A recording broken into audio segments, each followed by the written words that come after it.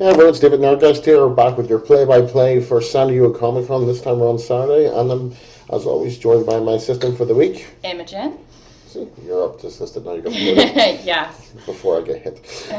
So, we're going to break this down the best way possible. I think what should we kick off with? H, Indigo, I think, or 20? I think H, because that's going to be the one that everyone goes to. By the way, if you're not lining up for this already, you're probably missing out. Yeah, I think people will queue well in advance. You remember the first year we came here, like, there were people days in advance for some stuff. Yeah. That was Twilight.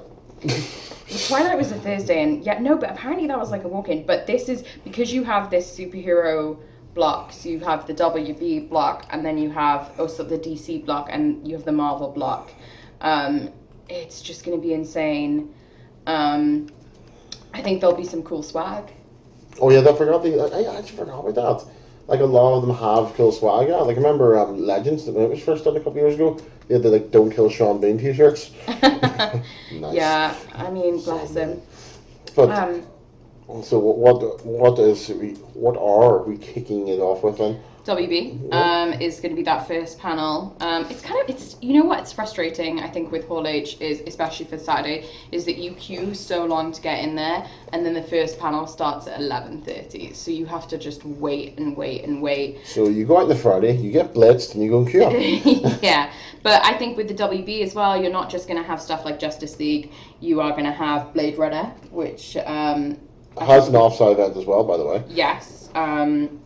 Which sounds cool, their off-site event. What is it? I think there's going to be some like VR experience, but there's also, I've heard there's going to be kind of props from the film, like vehicles from the film, and there's bound to be some type of freebie for you, because it's always the way with some of these events.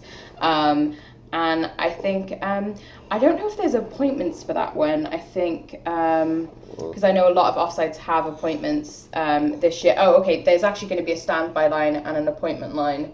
And those who don't want to wait can bring their ID and schedule a time to return. So it's going to be like a fast pass system for that Blade Runner offsite. So back to the Warner Brothers panel. Yeah, we got this out. We're excited about Blade Runner, obviously. Yeah, you have Ocean's 8 as well, which... that's going to be footage, right? No cast though. Ready Player One, the Spielberg one. Again, if you haven't got time to read it, I recommend going on Audible, getting the 1 month free trial, and getting Will Wheaton's reading of it. That seems a good idea. Tomb Raider, Alicia Vikander, perfect for that role. Again, I think no cast. Yeah. I think Ready Player One's going to have cast, as is Blade Runner, as is Justice League, I imagine. But I think the rest of them... You think they bring Justice League? I think they might. For sure, comic convention, it would be popular. I mean, Tomb Raider, you'd think they'd be cast for that. You'd think they'd want to... I mean, it's quite a short block, really. It's 11. It's only a 2-hour block. It's almost like, here they are, there they go. Yeah, exactly. I mean, they've got quite a lot of things to promote. I would have had a longer block. That's what she said. Yeah, and so Aquaman as well as Justice League will be there. And then you've got, so I mean that's pretty much it for WB. But immediately after, you've got the Women Who Kick Ass Icon Edition with Charlize Theron. Yes, I heard about that. I don't know how I feel about this, because I really love that panel with 6 different women from shows on it, and I think you get this great experience because you get to see people from different sets and different, you could have a comedy actress or an action actress. I remember one year you had someone like Lucy Lawless, who's such a veteran of TV, and then you had Kristen, I can't remember her last name, but she's in True Blood, and it was one of the first years of True Blood, and it was really interesting to see these women who are in obviously one who's in this current big show, and Lucy Lawless, who's just been in everything. Who will always be seen. And they were and they were great together, and they had such good chemistry, and I think it's the beauty of those type of panels is that you get to see a lot of women up there, who've changed the game for television.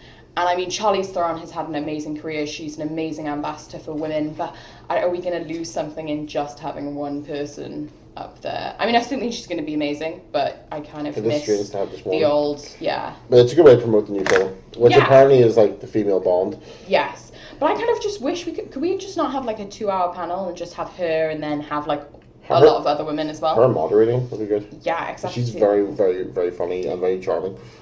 Yeah, but I mean, the thing is don't get me wrong, I think she's going to have enough to talk about in that hour because she's had such an amazing career. But yeah, it just would be nice to see some others up there. And then what else have we got that day? We've got... Well, this is the big one I'm excited for, Stranger Things. Because have you watched season 1? No, I haven't. I'm really behind on my Netflix viewing. Well, when you're right around in it, obviously. Season 2, it has that sort of energy that E.T. had. Yeah. But darker, the music was fantastic. Well, everything is so good about it. Definitely worth a check out if you can. If you haven't watched it yet, just go watch it. I have in season 2.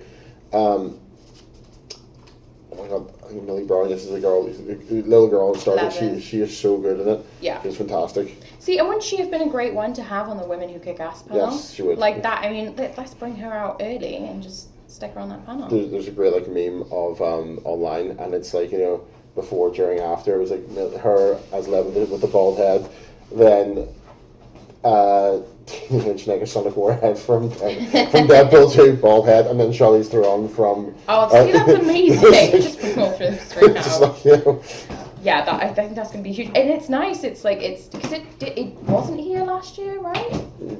No, it wasn't. So for its first time, it's going to be in Hall H, and I think that's quite a great honour. And then after that, you've got Westworld. It's again a very popular show. Yeah.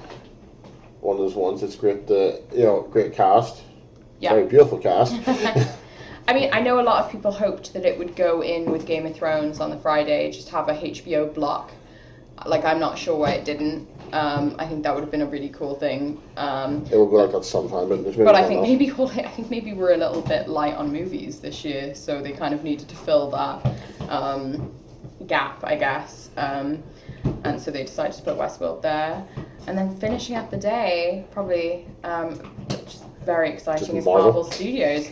And we've got confirmed for that is going to be Thor and Black Panther. Which are all over the place right now. Yeah, if you go out of your hotel or wherever you're staying, you will see Thor, we know you're getting a trailer this weekend for something. Yes, exactly. And what do you think might be there other than Thor and Black Panther? Do you think there could be any other... At DX23, you had a brief image of Wasp's new costume. We're expecting to probably see that this weekend. Nice. And probably more of the tie-in stuff that we mentioned too. What about, do you think there's anything possible Infinity War? I would hope Josh Brolin would be there.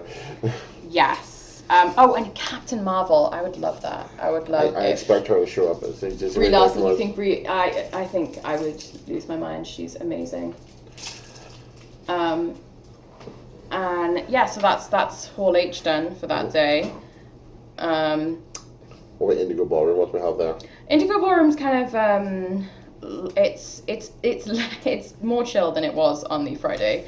Let's put it that way. I know Sci-Fi has a block there. It's got The Magicians and The Expanse. You've also got Lucifer and Gotham going in, and also you've got The Guild. Anniversary, which would be great to see because that's such a staple of modern nerd culture. Exactly, and I think that's going to be more popular than people think as well. Because they haven't been together in a while. Exactly, and it doesn't seem like 10 years. Definitely, it just 10 years. Jesus. Yeah, Christ, exactly. And then you've got Ballroom 20, which is the kind of superhero block. For the day, you've going to have just the DC lineup. Yeah. Arrow, Supergirl, Flash. Yeah. Black Lightning will be there. Very excited for that one. Yeah. Same. It's gonna. I think there's gonna be a lot of. I think there might be some footage because obviously we'll have already seen the Black Lightning pilot on preview night, but I think definitely we'll get some footage from the other shows. And there's also going to be Star Trek Discovery, which I'm so excited for. It's a big thing. They've got a very good way in it. See, I'm surprised that didn't go into Hall H.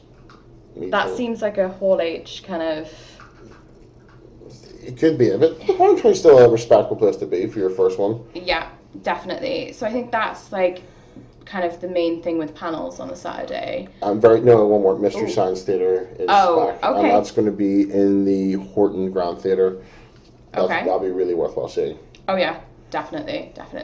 As for offsites, it's much the same as the previous days. What I will say is you've got the Impractical Jokers block party returning. I think I'm like the main rep for Impractical Jokers. I think I've mentioned them every podcast so far. Every chance you get. Yeah, every chance I get. They did their first block party last year, and it was incredible. You got free food, drink, merch. There was an autograph signing. There was a screening of never seen before episode.